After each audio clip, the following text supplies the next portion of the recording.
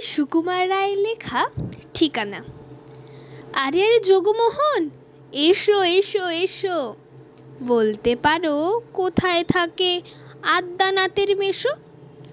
আদ্যানাথের নাম শোনোনি? খগেনকে তো চেনো? শ্যামবাগচি খগেনেরই মামা শ্বশুর যেন।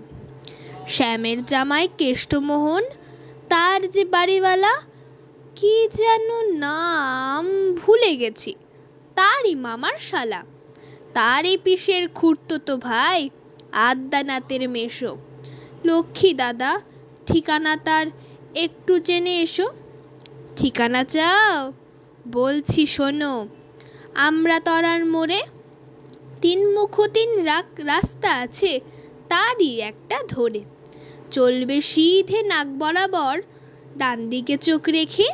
চলতে চলতে দেখবে শেষে রাস্তা গেছে বেঁকে।